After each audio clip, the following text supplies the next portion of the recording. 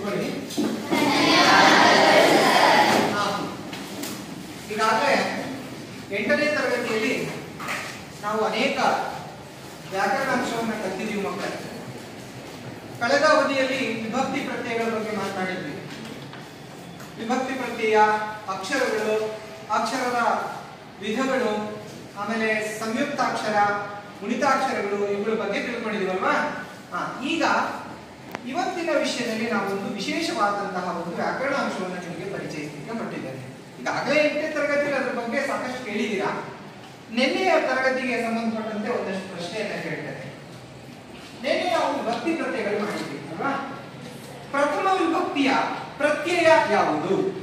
ಪ್ರಥಮ ವಿಭಕ್ತಿಯ ಪ್ರತ್ಯಯ ಯಾವುದು? ಊ ಅಲ್ವಾ. ಪ್ರಥಮ ವಿಭಕ್ತಿ ಪ್ರತ್ಯಯ ಊ ಪ್ರತ್ಯಯವನ್ನು ಸೇರಿಸಿ ಒಂದು ಪದ ಮಾಡಿ, ನಾಮಪದ ಸೇರಿಸಿ ವಿಭಕ್ತಿ ಮಾಡಿ. ಊ ಮನೆ, ಮನೆಯು ಅಲ್ವಾ. ಮನೆಯು. ಕೂತ್ಕೋ. ರಾಮನು ಸೀತೆಯನ್ನು ಕಾಡಿಗೆ ಕರೆದುಕೊಂಡು ಹೋದನು. ರಾಮನು ಸೀತೆಯನ್ನು ಕಾಡಿಗೆ ಕರೆದುಕೊಂಡು ಹೋದನು. ಈ ವಾಕ್ಯದಲ್ಲಿ ಚತುರ್ಥಿ ವಿಭಕ್ತಿ ವಾಕ್ಯ ಪದ ಯಾವುದು? ರಾಮನು ಸೀತೆಯನ್ನು ಕಾಡಿಗೆ ಕರೆದುಕೊಂಡು ಹೋದನು. ಕಾಡಿಗೆ ಸರಿಯಾದ ಉತ್ತರ ಅಲ್ವಾ. ಕೂತ್ಕೊಳ್ಳಿ. ನೀವಿನ್ನೂ ಅಭ್ಯಾಸ ಚೆನ್ನಾಗಿ ಮಾಡಬೇಕು. ಸೇತು ಬಂದ ಪರೀಕ್ಷೆ ಮುಗಿಯೋದಂದ್ರೆ ಸಾಮಾನ್ಯ ಪರೀಕ್ಷೆಯನ್ನು ಬರೆಯುವಷ್ಟೊಳಗಡೆ ಚೆನ್ನಾಗಿ ಅಧ್ಯಯನ ಮಾಡಬೇಕು. ಈಗ ನಾನೊಂದು ಸಾರಿ ಹೇಳ್ತೇನೆ. ವಿಡಿಯೋ ಕ್ಲಾರಿಟಿ ಬರುತ್ತಾ? ಈ ಕಡೆ ಬಂದ್ರು, ಆ ಕಡೆ ಇಲ್ಲ. ಹಾಗೆ ಹೇಳುವ. ಚಿನ್ನಪ್ಪ ಚಿನ್ನದಂಥ, ಚಿನ್ನಪ್ಪ ಚಿನ್ನದಂಥ ಕನ್ನಡ ವ್ಯಾಕರಣ ಕಲಿಯೋಣ. ಬಗೆ ಬಗೆ ಸಂಧಿಗಳ ಬಹು ಸಂತೋಷದಿ ಕಲಿಯೋಣ. ಚಿನ್ನಪ್ಪ ಚಿನ್ನದಂಥ ಕನ್ನಡ ವ್ಯಾಕರಣ ಕಲಿಯೋಣ. ಬಗೆ ಬಗೆ ಸಂಧಿಗಳ ಬಹು ಸಂತೋಷದಿ ಕಲಿಯೋಣ. ಆಗಮ ಆದೇಶ, ಆಗಮ ಆದೇಶ, ಲೋಪ ಸಂಧಿ ಎಂ ಸಂಧಿ, ಸವರ್ಣ ದೀರ್ಘ ಸಂಧಿ, ಗುಣ ಸಂಧಿಗಳ ಗುಣಗುತ ಕಲಿಯೋಣ. ಸವರ್ಣ ದೀರ್ಘ ಸಂಧಿ, ಗುಣ ಸಂಧಿಗಳ ಗುಣಗುತ ಕಲಿಯೋಣ. ಚಿನ್ನಪ್ಪ ಚಿನ್ನದಂಥ ವ್ಯಾಕರಣ ಕಲಿಯೋಣ. ಚಿನ್ನಪ್ಪ ಚಿನ್ನದಂಥ ಕನ್ನಡ ವ್ಯಾಕರಣ ಕಲಿಯೋಣ. ಬಗೆ ಬಗೆ ಸಂಧಿಗಳ ಬಹು ಸಂತೋಷದಿ ಕಲಿಯೋಣ. ನಾನೊಬ್ಬ ನೀನೊಬ್ಬ, ನಾನೊಬ್ಬ ನೀನೊಬ್ಬ, ನಮಗೆಲ್ಲರಿಗೂ ಮತ್ತೊಬ್ಬ. ನಾನೊಬ್ಬ ನೀನೊಬ್ಬ, ನಮಗೆಲ್ಲರಿಗೂ ಮತ್ತೊಬ್ಬ. ಹಾಗೊಂದು ಹೀಗೊಂದು ಊರಲ್ಲಿ ಲೋಪ ಸಂಧಿ ತಾನಿತ್ತು.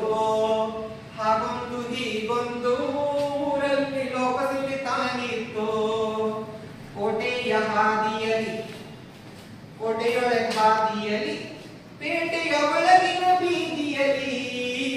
ಕೋಟೆಯ ಹಾದಿಯಲಿ, ಪೇಟೆಯ ಒಳಗಿನ ಬೀದಿಯಲಿ. ಗೋಡೆಯ ಸಂಧಿಯಲಿ ಆಗಮ ಸಂಧಿಯ ಪದವಿತ್ತು. ಗೋಡೆಯ ಸಂಧಿಯಲಿ ಆಗಮ ಸಂಧಿಯ ಪದವಿತ್ತು. ಚಿನ್ನಪ್ಪ ಚಿನ್ನದಂಥ ಕನ್ನಡ ವ್ಯಾಕರಣ ಕಲಿಯೋಣ. ಬಗೆ ಬಗೆ ಸಂಧಿಗಳ ಬಹು ಸಂತೋಷದಿ ಕಲಿಯೋಣ. ಚೆನ್ನಾಗಿದೆಯಾ? ಪದ್ಯ ಕೇಳಿದ್ರಿ. ಮೊದಲು ಈ ಪದ್ಯ ಕೇಳಿದಾಗ ನಿಮ್ಗೆ ಏನ್ ಅನಿಸ್ತು? ಕೈ ಎತ್ತು. ಏನಾದ್ರೂ ಅನಿಸಿರ್ಬೇಕು. ಏನು ಅನಿಸಿಲ್ಲ ನಿಮ್ಗೆ? ಮತ್ತೆ ನನಗೆ ಬೇಜಾರಾಗ ಕೈ ಎತ್ತಿಲ್ಲ ಅಂದ್ರೆ ಏನ್ ಅನಿಸ್ತು? ಪಟ್ಟದ ಕೈ ಅಂತ ಬಾಯ್ಸ್ ಕೈ ಎತ್ತಿಲ್ಲ. ಇದನ್ನ ಕೇಳಿದಾಗ ನಿಮ್ಗೆ ಏನ್ ಅನಿಸ್ತು? ಅಷ್ಟೇ. ಏನು ಅನ್ಸಿಲ್ಲ ಅಂದ್ರೆ ನೀವು ಕ್ಲಾಸಲ್ಲಿ ಇಲ್ಲೇ ಇಲ್ಲ. ಕೈ ಎತ್ತರು. ಯಾಕೆ ಹೆದರ್ಕೋತೀರಿ? ಖುಷಿಯಾಗಿ ಕೈ ಎತ್ತಿರಿ. ನಿಮಗೆ ಏನ್ ಅನಿಸ್ತು? ಒಂದ್ ಪದದಲ್ಲಿ ಹೇಳಿ. ನನಗೆ ಏನ್ ಹೇಳಿದ್ರು ತಪ್ಪಿಲ್ಲ. ಹೇಳೋ ಗಣೇಶ. ವ್ಯಾಕರಣದ ಬಗ್ಗೆ ಇತ್ತು, ಮತ್ತೆ ಹಾಡಿನ ರೂಪದಲ್ಲಿತ್ತು. ವ್ಯಾಕರಣ ಕಲಿಬೇಕು ಅನ್ನಿಸ್ತು. ಜೋರಾಗಿ ಹೇಳು.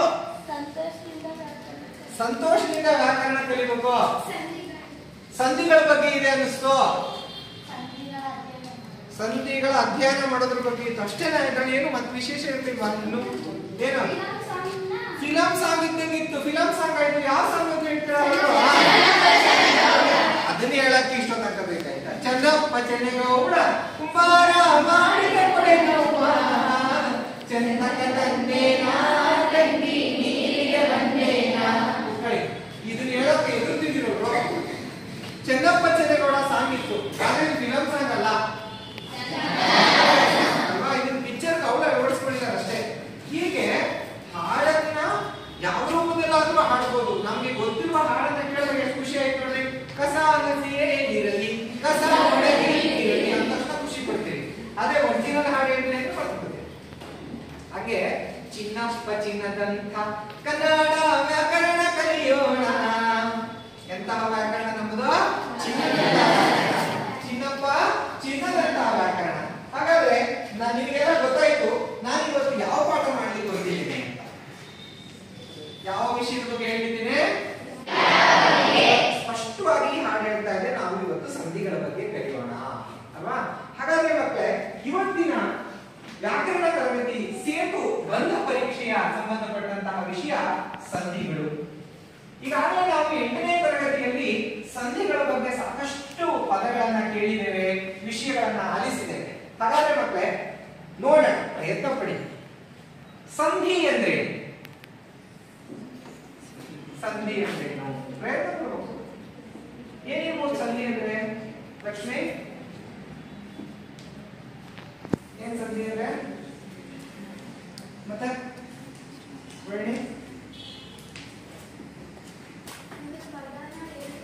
ಜೋರ ಜೋರ ಹೇಳು, ಕರೆಕ್ಟ್ ಆನ್ಸರ್ ಹೇಳು.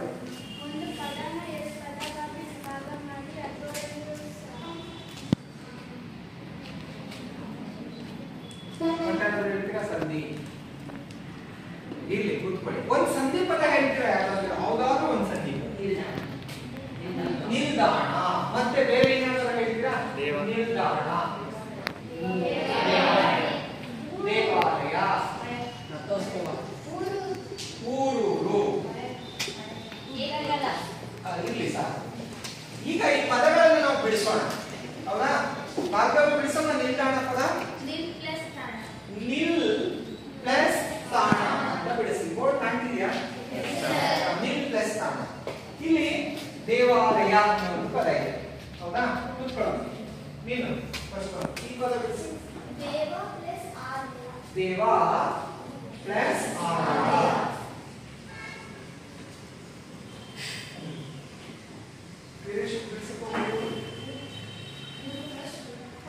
ಊರು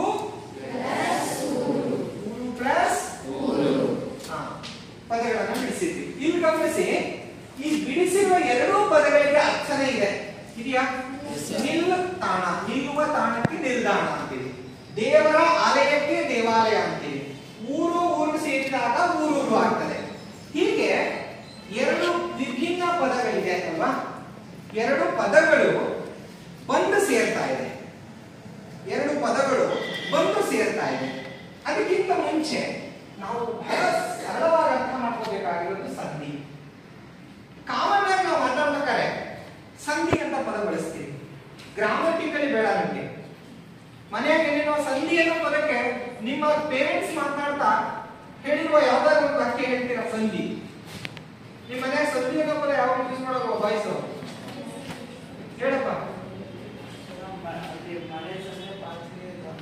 ಸಂಧ್ಯಾ ಪಾತ್ರೆ ತಗೊಂಡ. ಮತ್ತೆ ಇನ್ನೇನೆ ಬೇಗ, ಸುಮ್ಮನೆ ಭಯ ಪಡ್ಕೋಬೇಡಿ. ಏನಾದ್ರು ವಿಡಿಯೋ ಮಾಡ್ತಾರೆ ಜೊತೆ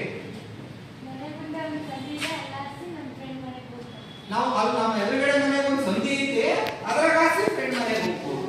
ಹೌದಾ? ಮನೆ ಸಂಧ್ಯಾ ತರ್ಕಿ ಮನೆ ಸಂಧ್ಯಾಗ ತರ್ಕಿ ಇಟ್ಟಿದ್ದೀನಿ ತಗೊಂಬ. ಕೂತ್ಕೊಳ್ಳಿ. ಈಗ ನಿಮಗೊಂದು ಕಲ್ಪನೆ ಬಂತು ಸಂಧಿ ಅಂದ್ರೆ ಏನು ಅಂತ. ಗ್ರಾಮ್ಯ ಪದದಲ್ಲಿ ಯಾವ ಜಾಗಕ್ಕೆ ಸಂಧಿ ಅನ್ನುವಂತಹ ವಿಷಯವನ್ನು ತಗೊಳ್ತೀವಿ ನಾವು? ಜೋರ ಕೇಳಿಸಲಿಲ್ಲ. ಎರಡು ಮನೆಗಳ ನಡುವಿನ ಜಾಗ ಸಂಧಿ. ಹೌದಾ? ನಾವು ಕ್ಲಾಸ್ ರೂಮ್ ಸಂಧಿ ಐತಾ? ಏನು ಸಂಧಿ ಇಲ್ಲ. ಎಲ್ಲ ಅಲ್ಲಿ ಯಾಕೆ ಸಂಧಿ ಹಾಗಾದ್ರೆ ಸಂಧಿ ಬಿಸಾಕಿದ್ಯಾ? ಹೌದಾ? ಹೇಳ್ತೀವಾ? ಅಂದರೆ ಇನ್ಯಾವ ಅರ್ಥದಲ್ಲಿ ಹೇಳ್ಬೋದು ಸಂಧಿ? ನಾವು ಕ್ಲಾಸಿಗೆ ಮತ್ತೆ ಸಂಧಿ ಸಂಧಿ ಡಸ್ಟ್ಬಿನ್ ಅಲ್ಲಿ ಇಟ್ಟಿವಿ, ಯಾಕಂದ್ರೆ ಸಂಧಿ ಅದು ಮೂಲೆ. ಮೂಲೆ ಹೆಂಗೆ ಏರ್ಪಡ್ತೀವಿ ಅಂತೀರಾ? ಬೇಗ ಎಚ್ಚೆತ್ಕೊಂಡು ಮೂಲೆ ಹೆಂಗೆ ಏರ್ಪಡ್ತು? ಎರಡು ಗೋಡೆ ಏನಾಗಿದೆ ಇಲ್ಲಿ? ಜಾಯಿಂಟ್ ಅಲ್ವಾ? ಜಾಯಿಂಟ್ ಅನ್ನೋ ಪದ ಕನ್ನಡದಲ್ಲಿ ಹೇಳಿ.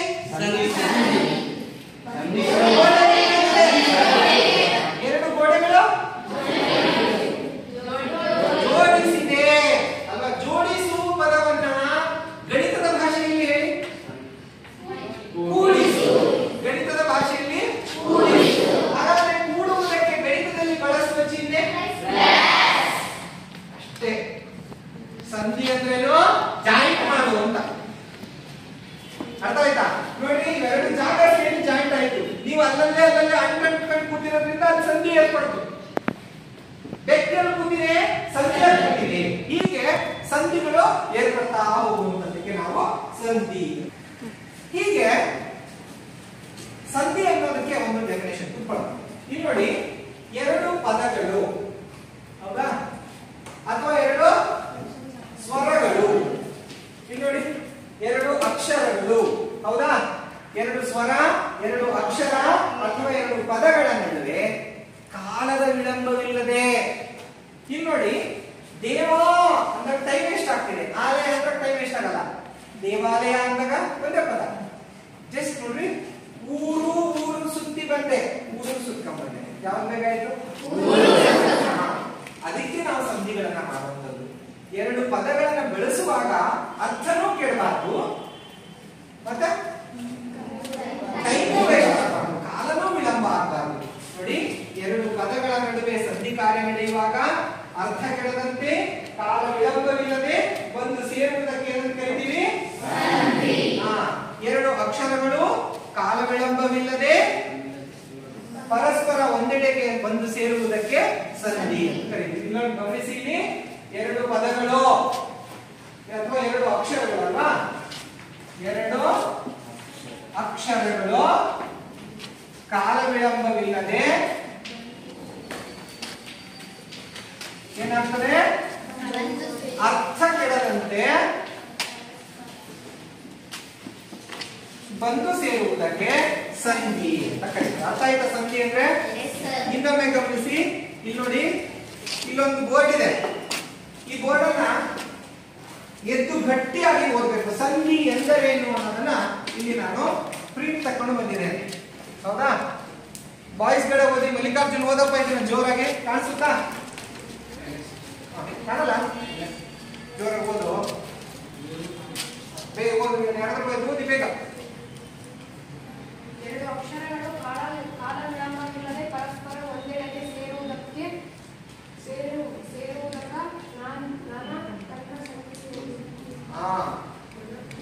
ಎರಡು ಅಕ್ಷರಗಳು ಕಾಲ ವಿಳಂಬವಿಲ್ಲದೆ ಪರಸ್ಪರ ಒಂದೆಡೆಗೆ ಸೇರುವುದಕ್ಕ ನನ್ನ ಕಂದ ಸಂಧಿ ಎಂದು ಕರೀತಾರ ಅಂತ ಇದೆ.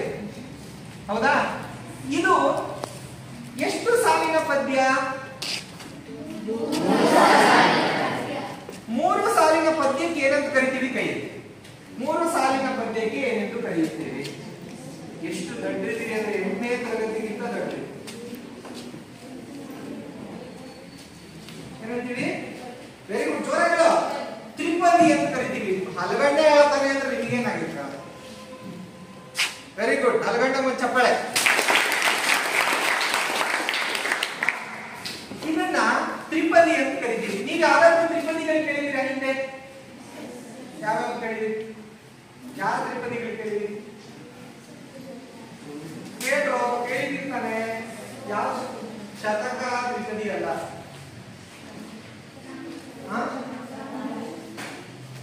ಹಳೆಗಡೆ ತ್ರಿಪದಿ ಅಂದ್ರೆ ಜನಪದ ಸಾಹಿತ್ಯ. ಕೂಸು ಇದ್ದ ಮನೆಗೆ ಬೀಸಣಿಗೆಯ ತಾಕ ಕೂಸು ಕಂದಯ್ಯ ಹೊರಗ ಕೂಸು ಕಂದಯ್ಯ ಹೊರಗ ಆಡಿದರ ಬೀಸಣಿಗೆ ಗಾಳಿ ಸುರಿದಾಗುವ ತ್ರಿಪದಿಗಳು ಜಾನಪದ ಶೈಲಿಯಲ್ಲಿರುತ್ತೆ. ಈ ಕಡೆ ಏನ್ ಮಾಡ್ತೀವಿ ಅಂತ ಈ ಕಡೆ ಕೇಳಿಸ್ಕೊ.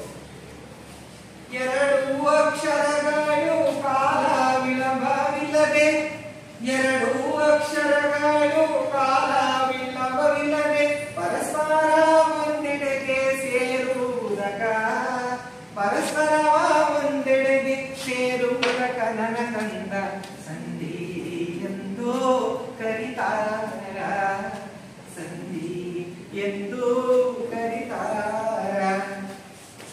ಅರ್ಥ ಆಯ್ತಾ? ಎರಡು ಅಕ್ಷರಗಳು ಕಾಲ ವಿಳಂಬವಿಲ್ಲದೆ ಪರಸ್ಪರ ಒಂದೆಡೆಗೆ ಸೇರುವುದಕ, ಪರಸ್ಪರ ಒಂದೆಡೆಗೆ ಸೇರುವುದಕ ನನ್ನ ಕಂದ ಸಂಧಿ ಎಂದು ಕರಿತಾರ. ಹೇಳಬೇಕ? ಸಂಧಿ ಅಂತ ಏನಂತ ಗೊತ್ತಾಯ್ತಲ್ಲ? ಎರಡು ಅಕ್ಷರಗಳು ಕಾಲ ವಿಳಂಬವಿಲ್ಲದೆ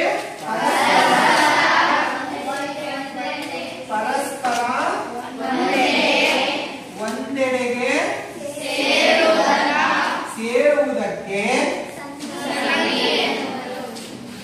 ಸಂಧಿ ಎಂದು ಕರೆಯುತ್ತಾರೆ. ಹೌದಾ? ಈಗ ಹಾಡೋಣವಾ? ಎರಡು ಅಕ್ಷರಗಳು ಕಾಲ ವಿಳಂಬವಿಲ್ಲದೆ, ಎರಡು ಅಕ್ಷರಗಳು ಕಾಲ ವಿಳಂಬವಿಲ್ಲದೆ,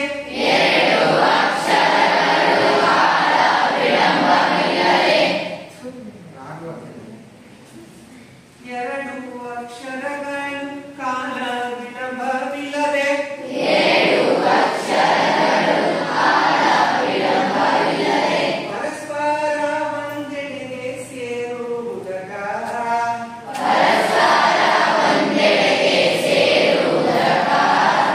ಪರಸ್ಪರ ಒಂದೆಡೆಗೆ ಸೇರುವುದಕ ನನ್ನ ಕಂದ ಸಂಧಿ ಎಂದು ಕರಿತಾರ.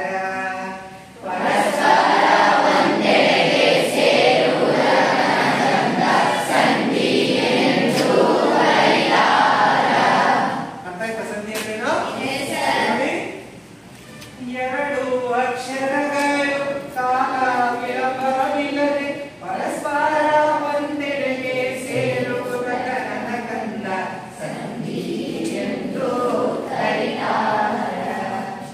ಹೌದಾ? ಅರ್ಥ ಆಯ್ತಾ ಸಂಧಿ ಅಂದ್ರೆ ಏನು ಅಂತ? ಈಗ ಸಂಧಿ ಅಂದ್ರೆ ಏನು ಅಂತ ಕೇಳಿದ್ರೆ ಎಷ್ಟು ಜನ ಹೇಳಿ? ಸುಮ್ಮನೆ ಕೈ ಇರುತ್ತೆ ಈಗ ಅಲ್ಲ? ಕೈ ಇರಿಸಿ. ಪರಸ್ಪರ ಎರಡು ಅಕ್ಷರಗಳು ಪರಸ್ಪರ ಒಂದೆಡೆಗೆ ಸೇರುವುದಕ್ಕೆ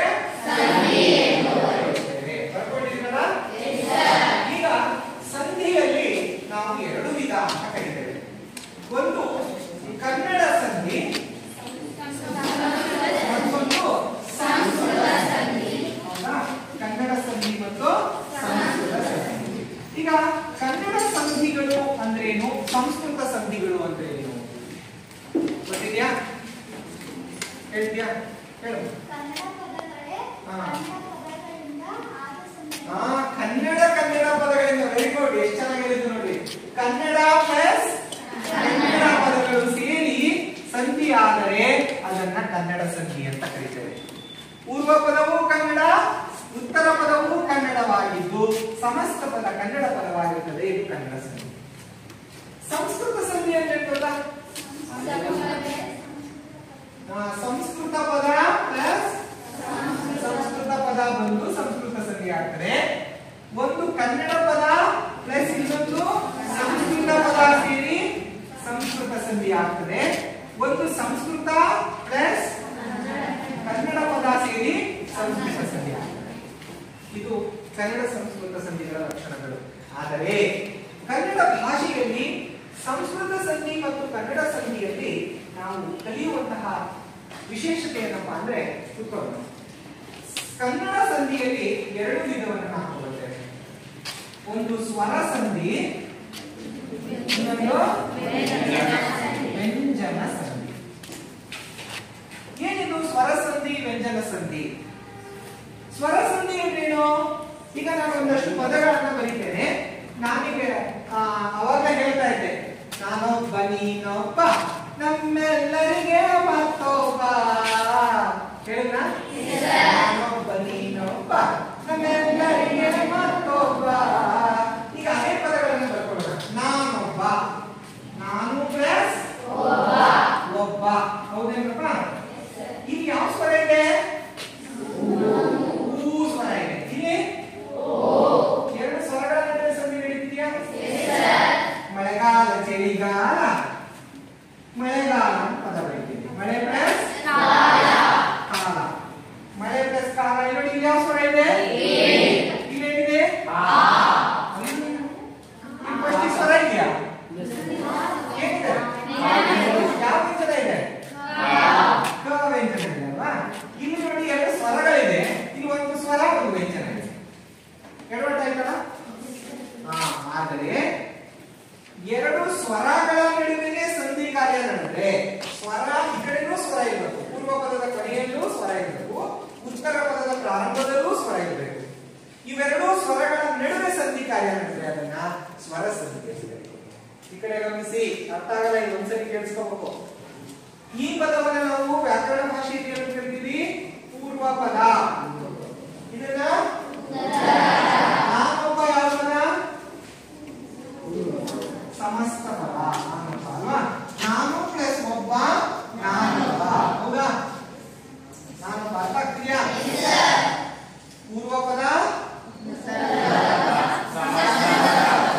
ಪೂರ್ವ ಪದದ ಕೊನೆಯ ಸ್ವರ ಉತ್ತರ ಪದದ ಪ್ರಾರಂಭದಲ್ಲೂ ಸ್ವರ ಇದ್ರೆ ಅದು ಸ್ವರ ಸಂಧಿ. ಮತ್ತೆ ಇವೆರಡರ ನಡುವೆ ಸ್ವರಗಳೇ ವಿಶೇಷತೆ ನೋಡಿ. ಇಲ್ಲಿ ನೋಡಿ, ಇಲ್ಲಿ ಒಂದು ವ್ಯಂಜನ ಇದೆ, ಒಂದು ಸ್ವರ ಇದೆ. ಹಾಗಾಗಿ ಕನ್ನಡ ಸಂಧಿಯನ್ನ ಮಾಡಬೇಕಾದ್ರೆ ಸ್ವರಗಳ ನಡುವೆ ಸಂಧಿ ಕಾರ್ಯ ನಡೆಯುವಂತಹ ಸಂಧಿಗಳು ಇದೆ, ಸಂಧಿ ಕಾರ್ಯ ನಡೆಯುವ ಸಂಧಿಗಳಿವೆ. ಹಾಗಾಗಿ ಸ್ವರ ಸಂಧಿ ಅಂತಂದ್ರೆ ಏನಪ್ಪ ಅನ್ನೋ ಒಂದು ಪ್ರಶ್ನೆ ನನಗೆ ಎದ್ದಿದೆ.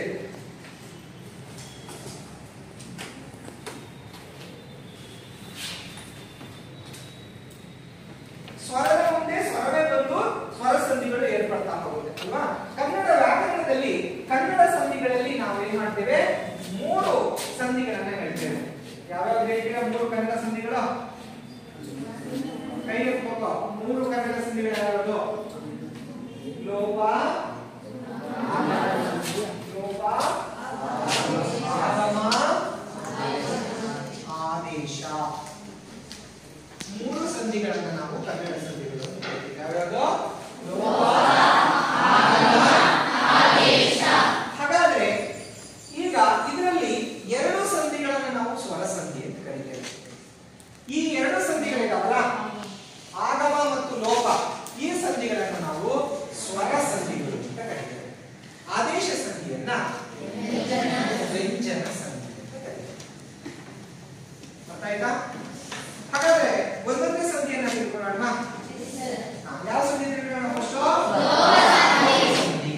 ಈಗ ಲೋಪ ಸಂಧಿ ಅಂದ್ರೆ ಏನು ಅನ್ನೋದನ್ನು ನೋಡೋದಾದ್ರೆ ಕನ್ನಡದಲ್ಲಿ ಎರಡು ವಿಧಗಳಿವೆ ಸಂಧಿಯ ವಿಧಗಳು. ಸ್ವರ ಸಂಧಿ ಮತ್ತು ಸ್ವರ ಸಂಧಿಗಳಲ್ಲಿ ಎರಡು ವಿಧ, ಲೋಪ ಸಂಧಿ ಮತ್ತು ವ್ಯಂಜನ ಸಂಧಿಯಲ್ಲಿ ಒಂದು ವಿಧ. ಈಗ ಸ್ವರ ಸಂಧಿಯಲ್ಲಿ ಮೊದಲನೇದಾಗಿ ಒಂದಷ್ಟು ಉದಾಹರಣೆಯನ್ನು ಗಮನಿಸಿ. ಯಾರು ಏನು ಬರ್ಕೋಬೇಡಿ, ಸುಮ್ಮನೆ ಬೋರ್ಡ್ ನೋಡಿ.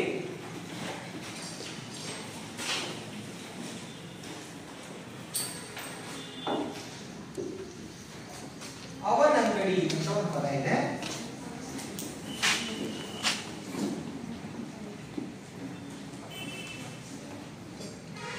ಕರೆಕ್ಟ್ ಬಂದಿರೋದು. ಮತ್ತೊಬ್ಬ,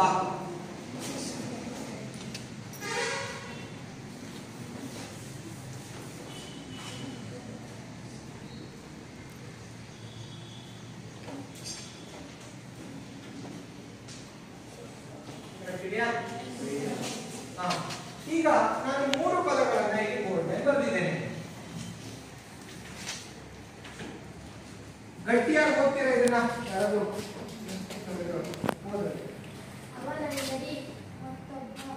ಕೇಳಿಸ್ತಾನೆ ಇದೆ, ಗಟ್ಟಿಯಾಗಿ ಹೋಗೋದು.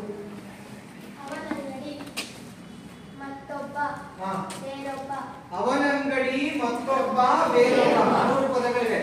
ಸಿಂಚನ, ಈ ಪದ ಬಿಡಿಸಮ್ಮ.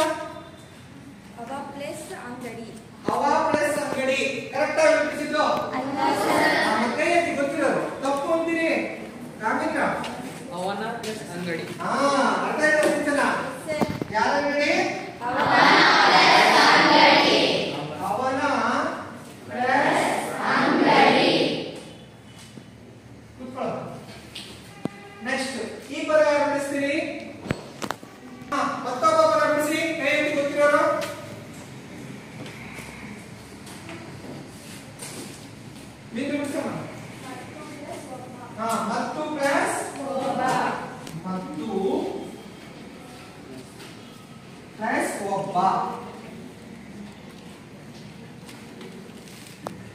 ನೆಕ್ಸ್ಟ್ ಈ ಪದ ಬೇರೊಬ್ಬ ಪದವನ್ನ ಮಿತ್ರ ಬೇರೆ ಹೌದಾ? ಪದ ಬಿಡಿಸಿದ್ವಲ್ವಾ? ಈಗ ಇದರಲ್ಲಿ ನಾನು ಅವಾಗಲೇ ಹೇಳಿದೆ ಸಮಸ್ತ ಪದ, ಪೂರ್ವ ಪದ, ಉತ್ತರ ಪದ ಅಂತ. ಬೋರ್ಡ್ ಮೇಲೆ ಇರುವಂತಹ ಪೂರ್ವ ಪದಗಳನ್ನು ಓದುವವರು ಎಷ್ಟು ಜನ ಕೈ? ಪೂರ್ವ ಪದಗಳು ಯಾವ್ಯಾವುದು? ಬೋರ್ಡ್ ಮೇಲಿರೋ ಪೂರ್ವ ಪದಗಳು ಮಲ್ಲಿಕಾರ್ಜುನ. ಅವನ ಮತ್ತು ಅಲ್ವಾ? ಈ ಪದಗಳನ್ನು ನಾವು ಪೂರ್ವ ಪದ ಅಂತ ಕರೀತೀವಿ. ಯಾವ್ಯಾವುದು?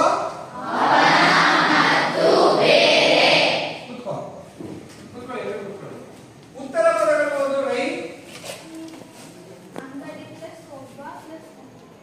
ಪ್ಲಸ್ ಬೇಡ ನಮಗೆ. ಅಂಗಡಿ ಒಬ್ಬ. ರೈಟ್, ಕೂತ್ಕೋ. ಈಗ ಸಮಸ್ತ ಪದಗಳು ಇವು. ಸಂಧಿ ಕಾರ್ಯ ಎಲ್ಲಿ ನಡೆಯುತ್ತೆ? ಪೂರ್ವ ಮತ್ತು ಉತ್ತರ ಪದಗಳ ನಡುವೆ ಪ್ಲಸ್ ಆಗಿ ಸಂಧಿ ಕಾರ್ಯ ನಡೀತಾ ಇದೆ. ಪ್ಲಸ್ ಅಂದ್ರೆ ಸಂಧಿ ಅಂತ ಹೇಳಿದ್ನಲ್ಲ, ಇಲ್ಲಿ ಸ್ವರಗಳ ಮೇಲೆ ಸಂಧಿ ಕಾರ್ಯ ನಡೀಬೇಕು, ಹಾಗಿದ್ರೆ ಸ್ವರ ಸಂಧಿ ಅಂತ. ಹಾಗಾಗಿ ಎಲ್ಲಾ ಪದಗಳ ಕೊನೆಯ ಮತ್ತು ಪ್ರಾರಂಭದ ಅಕ್ಷರಗಳು ಸ್ವರನೇ ಇರ್ಬೇಕಲ್ವಾ? ವೆಂಕಟೇಶ, ಪೂರ್ವ ಪದದ ಕೊನೆಯ ಪದದಲ್ಲಿರುವ ಸ್ವರ ಯಾವುದು? ಇರೋ ಯಾವ ಸ್ವರ ಇದೆ ನೋಡು, ಜೋರ ಹೇಳು. ಆ ಸ್ವರ ಇದೆ, ಕಂಠಿಗೆ ಅವನ. ಕೂತ್ಕೋ. ಚಂದನ, ಇಲ್ಲಿ ಯಾವ ಸ್ವರ ಕಾಣ್ತಿದೆ? ಇದು ಯಾವ ಸ್ವರ? ಜೋರಾಗಿ ಹೇಳಮ್ಮ. ಇಲ್ಲಿ ಸ್ವರನೇ ಇದೆ ಆಲ್ರೆಡಿ ಅಲ್ವಾ? ನೆಕ್ಸ್ಟ್ ಅಂಜಲಿ, ಇಲ್ಲಿ ಯಾವ ಸ್ವರ ಇದೆ? ಹೂ ಸ್ವರ ಇದೆ, ಮತ್ತು. ಹೌದಾ? ಕೂತ್ಕೋ. ಅಮೃತ, ಇಲ್ಲಿ ಯಾವ ಸ್ವರ ಇದೆ? ಓ ಸ್ವರ ಇದೆ. ಹೌದಾ? ಈ ಕಡೆ ಭಾರ್ಗವಿ, ಇಲ್ಲಿ ಎ ಸ್ವರ ಇದೆ, ಇಲ್ಲಿ ಓ ಸ್ವರ ಇದೆ. ಅಂಟು ಇಲ್ಲಿರುವ ಸ್ವರಗಳೆಲ್ಲವೂ ಸ್ವರವೇ. ಯಾವುದೋ ವ್ಯಂಜನ ಬಂದಿಲ್ಲ ಅಲ್ವಾ? ಈಗ ಇವೆರಡರ ನಡುವೆ ಸಂಧಿ ಕಾರ್ಯ ಮಾಡೋಣ. ಮಾಡಿದಾಗ ಒಂದು ವಿಶೇಷ ಇದೆ. ಅವನ ಅಂಗಡಿ ಅವನಂಗಡಿ ಆಯಿತು, ಮತ್ತು ಒಬ್ಬ ಮತ್ತೊಬ್ಬ. ಇಲ್ಲಿ ಗಮನಿಸಿ, ಮತ್ತೊಬ್ಬ ಅನ್ನೋ ಪದದಲ್ಲಿ ಇವೆರಡರ ನಡುವೆ ಒಂದಕ್ಷರ ಇಲ್ಲ. ಯಾವುದಿಲ್ಲ ಗೊತ್ತಾ? ಕಂಡುಹಿಡಿತೀರಾ? ಕೈ ಎತ್ತಿ ನಾನು ಕಂಡುಹಿಡಿದಿದ್ದೇನೆ ಸರ್. ಇಲ್ಲಿ ಹೂ ಮತ್ತು ಓ ನಡುವೆ ಸಂಧಿ ನಡೀತಾ ಇದೆ ಅಲ್ವಾ? ಇಲ್ಲಿ ಹೂ ಮತ್ತು ಓದಲ್ಲಿ ಒಂದಕ್ಷರ ಇಲ್ಲ. ಯಾವುದಿಲ್ಲ? ತೇಜು ಹೇಳ್ತೀಯಾ? ಯಾವುದು? ಯಾವುದು? ಓ ಇಲ್ಲ. ಮತ್ತು ಒಬ್ಬ, ಮತ್ತೊಬ್ಬ ಅಂತ ಇಲ್ಲಿ ಮತ್ತೊಬ್ಬ ಅಂತಿದ್ರೆ ಅಲ್ಲಿದೆ ಅಂತ ಆಗ್ತಿತ್ತು. ಮತ್ತೊಬ್ಬ ಇದೆ, ಹೂ ಇಲ್ಲೇ ಇಲ್ಲ. ಇಲ್ಲಿ ನೋಡಿ, ಬೇರೆ ಒಬ್ಬ ಯಾವ್ದಿಲ್ಲ, ಇಲ್ಲಿ ಏನಿಲ್ಲ. ಬೇರೊಬ್ಬ ಇದೆ, ಬೇರೆ ಹಬ್ಬ ಇಲ್ಲ. ಬೇರೆ ಹಬ್ಬ ಅಂತ ಹೇಳ್ತಾರೆ. ಬೇರೆ ಹಬ್ಬ ಅಂದ್ರೆ ಬೇರೆ ಹಬ್ಬದ ಅರ್ಥ ಕೇಳುತ್ತಾ? ಈಗ ನಿಮ್ಗೆ ಇದು ಗೊತ್ತಾಗ್ತಿಲ್ಲ ಅಂದ್ರೆ ನಾನು ಇನ್ನೊಂದು ಐಡಿಯಾ ತೋರಿಸ್ತೀನಿ. ಈಗ ಮತ್ತೊಬ್ಬ ಅನ್ನೋದನ್ನೇ ತಗೊಳ್ಳೋಣ. ಮತ್ತೊಬ್ಬದ ಬಿಡಿಸಿ. ಮಾ ಪ್ಲಸ್ ಅಲ್ಲ, ಮಾ ಪ್ಲಸ್ ಆ, ತ ಪ್ಲಸ್ ಹೂ. ಹೌದಾ? ಏನಾಯ್ತು? ಮಾ ತೂ ಬಂತ? ಉಳಿದಾಕ್ಷರ ಬಿಡಿಸೋಲ್ಲ. ಮತ್ತು ಒಬ್ಬ ಬಿಡಿಸಲ್ವಾ? ಬಿಡಿಸಿ. ಒ ಪ್ಲಸ್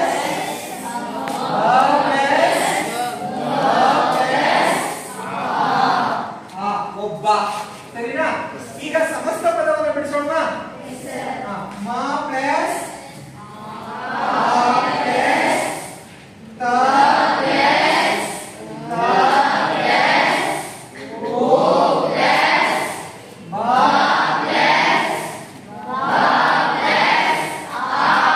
ಮತ್ತೊಬ್ಬ ಬಂತ? ಈಗ ಏನ್ ವ್ಯತ್ಯಾಸ ಆಗಿದೆ ಅಂತ ನಾವು ಕಂಡಿದ್ವಿ. ಹೂ ಇರಲಿಲ್ಲ ಅಂದ್ವಿ. ಎಲ್ಲಿಯ ಹೂ ಇರಲಿಲ್ಲ? ಹೂಕಾರ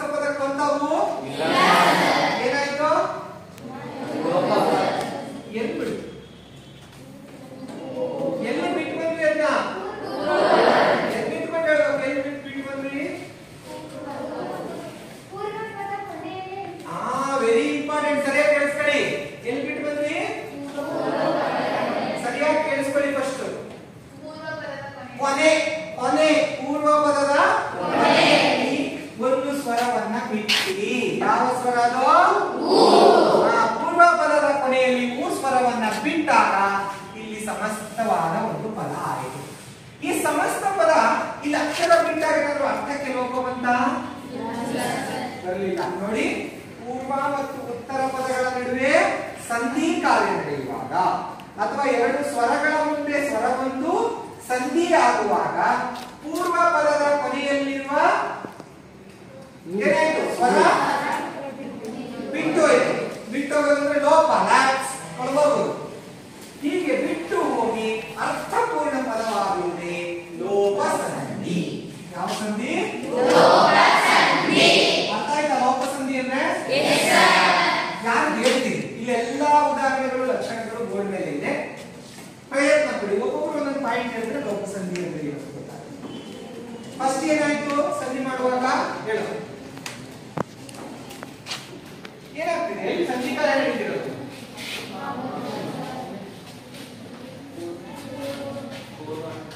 ಜೋರಾಗಿರು. ಪೂರ್ವ ಮತ್ತು ಉತ್ತರ ಪದಗಳ ನಡುವೆ ಏನಾಗ್ತಿದೆ?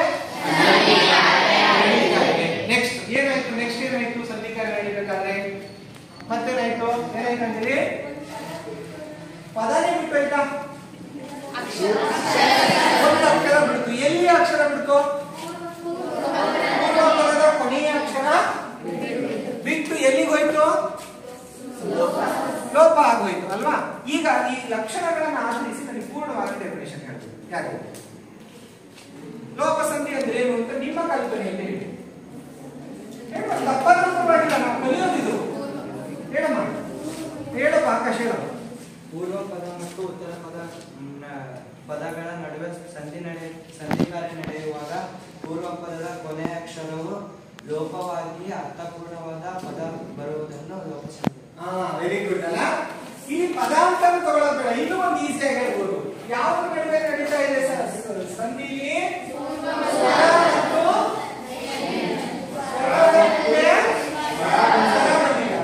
ಸ್ವರದ ಮುಂದೆ ಸ್ವರವು ಬಂದು, ಹೌದಾ? ಸ್ವರದ ಮುಂದೆ ಸ್ವರ ಬಂದು ಸಂಧಿ ಆಗುವಾಗ ಏನಾಗುವಾಗ? ಸಂಧಿ ಆಗುವಾಗ ಏನಾಗ್ತದೆ? ಪೂರ್ವ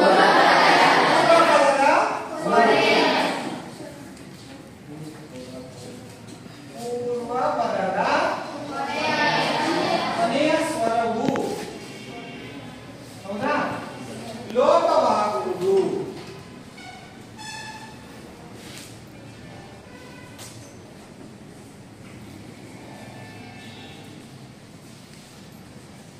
ಇದಕ್ಕೆ ನಾವು ಲೋಪ ಸಂಧಿ ಅಂತ ಹೇಳ್ತೇವೆ.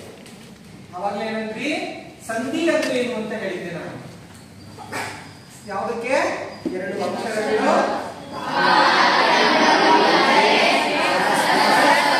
ಸೇರುವುದಕ್ಕೆ ಸಂಧಿ. ಹೌದಾ? ಅದಕ್ಕೆ ಹಾಗೆ ಹೇಳಿದ್ವಲ್ವಾ? ಎರಡು ಅಕ್ಷರಗಳು ಕಾಲ ವಿಳಂಬವಿಲ್ಲದೆ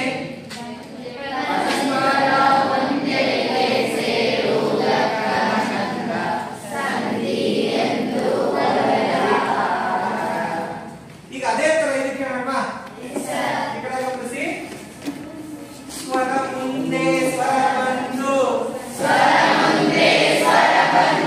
ಸಂಧಿಯಾಗುವಾಗ,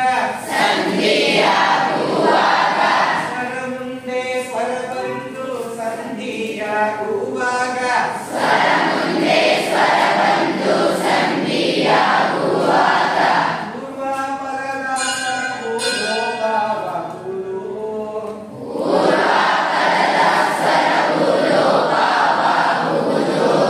ಪೂರ್ವ ಪದದ ಸ್ವರವು ಲೋಪವಾಗುವುದು ನನ್ನ ಕಂದ.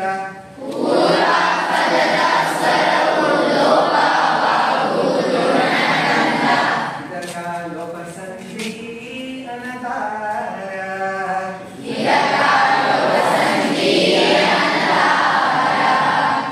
ನಾನು ಹೇಳ್ತೀನಿ ಕೇಳಿಸ್ಕೊಳ್ಳಿ.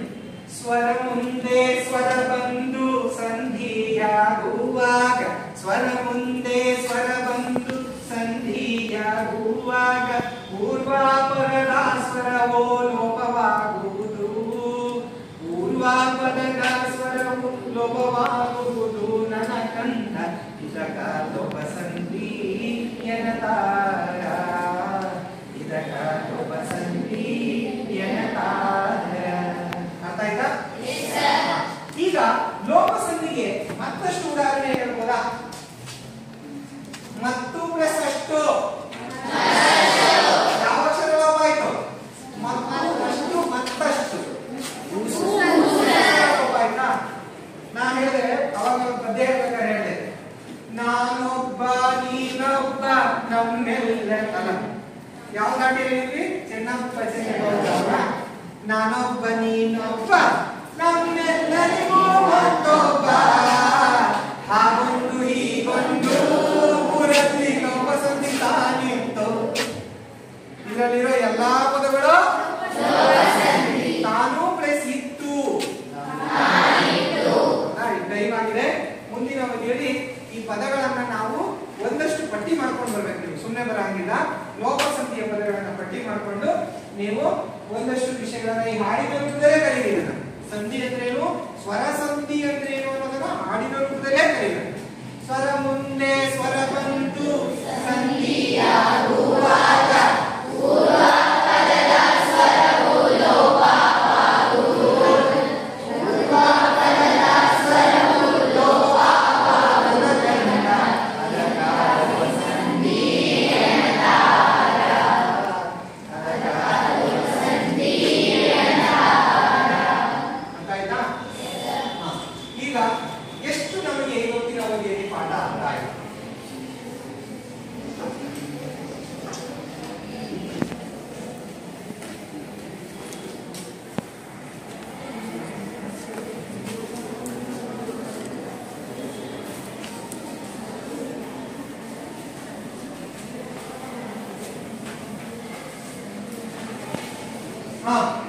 ಮೊದಲನೇದಾಗಿ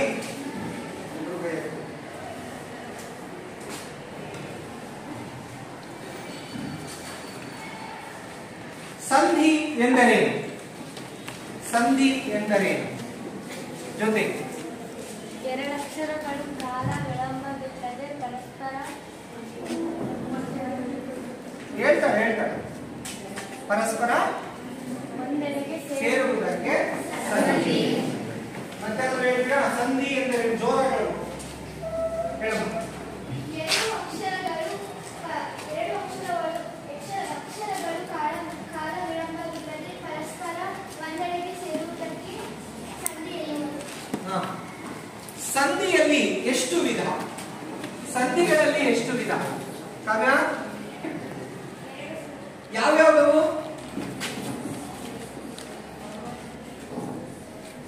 ಸಂಧಿಗಳಲ್ಲಿ ಎರಡು ವಿಧ ಯಾವ್ಯಾವುದು? ಕನ್ನಡ ಸಂಧಿ ಮತ್ತು ಇವತ್ತು ನಾವು ಕನ್ನಡ ಸಂಧಿಗಳನ್ನ ಕಲಿತ್ವಿ. ಕನ್ನಡದಲ್ಲಿ ಕನ್ನಡ ಸಂಧಿಯಲ್ಲಿ ಎಷ್ಟು ವಿಧ? ಲೋಪ ಆಗಮ ಆದೇಶ, ಅದರ ಸ್ವರ ಸಂಧಿ ಮತ್ತು ತಿಳ್ಕೊಂಡಿದೀವಿ. ಇವತ್ತಿನ ಅವಧಿಯಲ್ಲಿ ಒಂದು ಸಂಧಿಯನ್ನು ನಾವು ಅಧ್ಯಯನ ಮಾಡಿದ್ವಿ, ಲೋಪ ಸಂಧಿ. ಹಾಗಾದ್ರೆ ಲೋಪ ಸಂಧಿ ಅಂದ್ರೆ ಏನು?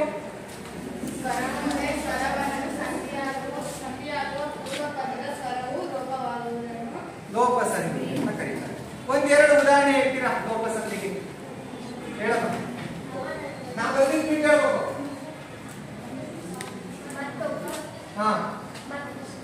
ಮತ್ತಷ್ಟು, ಮತ್ತೊಬ್ಬ,